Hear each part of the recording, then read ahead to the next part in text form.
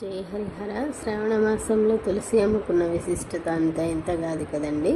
అందుకని చెప్తున్నాను అనమాట. ఈరోజు ఏంటంటే తులసి అమ్మలను శ్రావణ మాసంలో చాలామంది పండిపోయిందని మారుస్తూ ఉంటారు కదా.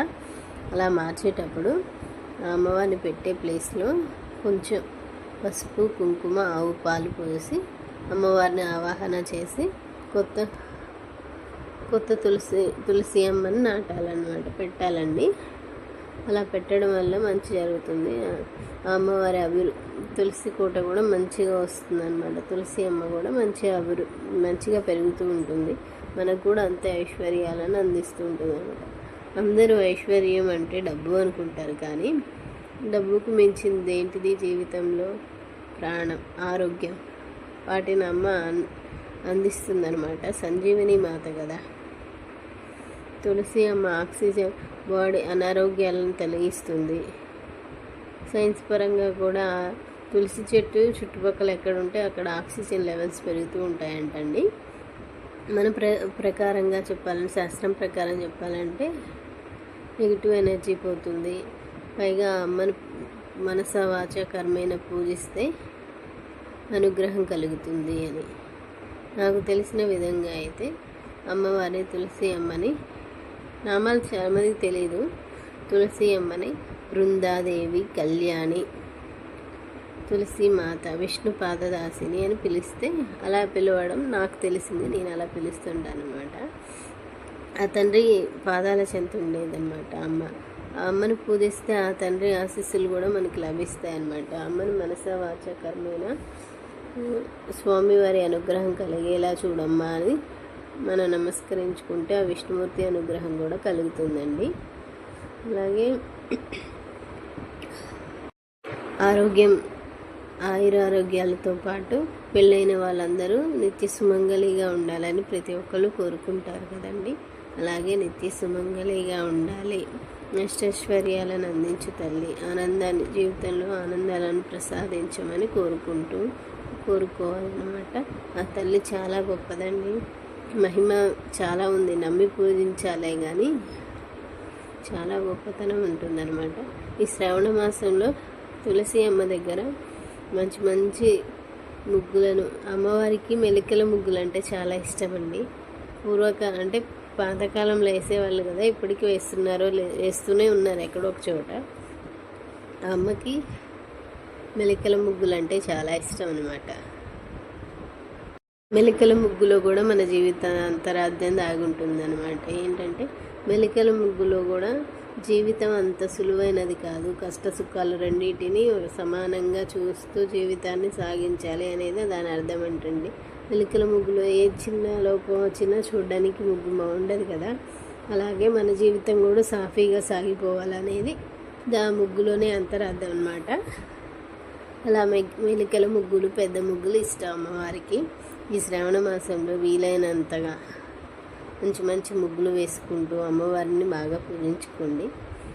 మంచిగా అమ్మవారి ఆశీస్సులను పొందండి. వీలైతే అందరికీ అవకాశం లేదు ఈ మధ్యకాలంలో, కానీ ఆవు పేడతో కల్లాపు చల్లుకొని ముగ్గులు వేసుకొని పసుపు కుంకుమలు వేసుకొని అమ్మవారికి ధూపదీప నైవేద్యాలు పెట్టుకుంటే ఇంకా చాలా మంచిదన్నమాట. అలా కుదరని వాళ్ళు ఏం చేయండి, కనీసం అమ్మవారికి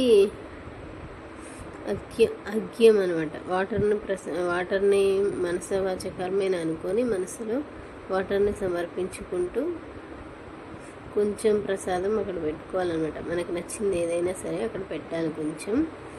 అలా పెట్టడం వల్ల అది కూడా సాయం చూడండి మనకే పుణ్యాన్ని ఇస్తుంది. అమ్మ వాళ్ళు ఏది తీసుకోరు. మనలా స్వార్థం ఉన్న వాళ్ళు అస్సలే కారండి. ప్రతిదీ అంతరార్థం వెనక మన జీవితంలో ఉండాలనే ఉంటుంది.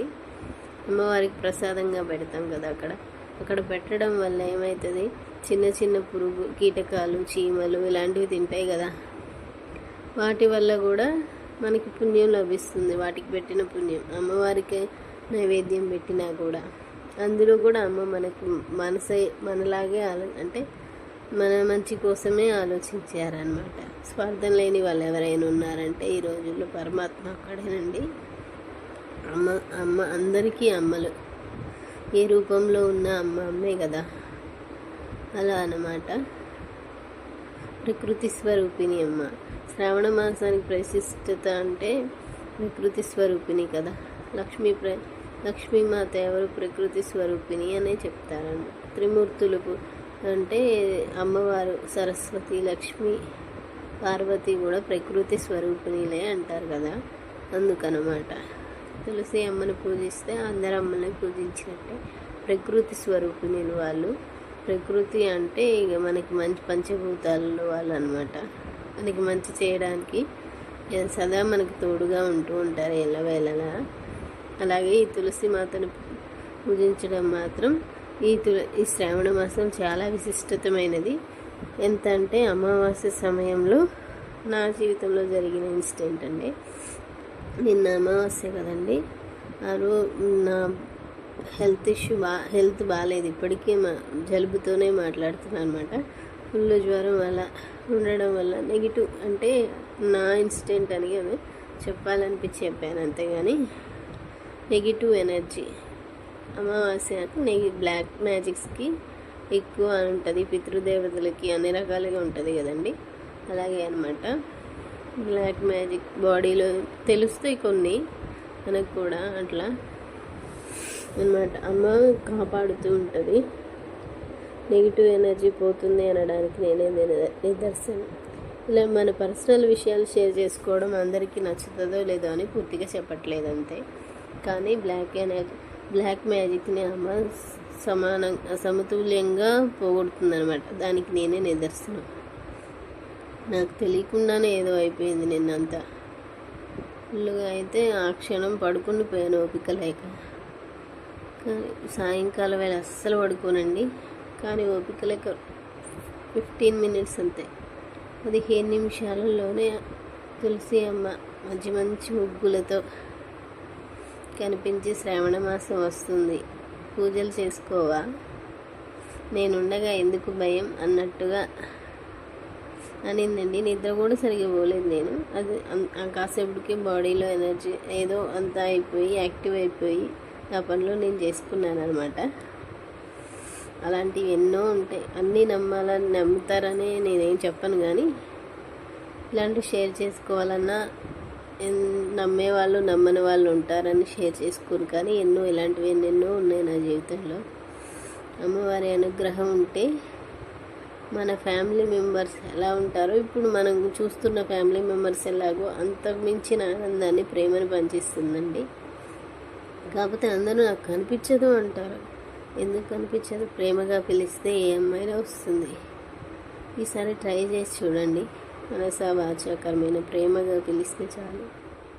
Thank you so much.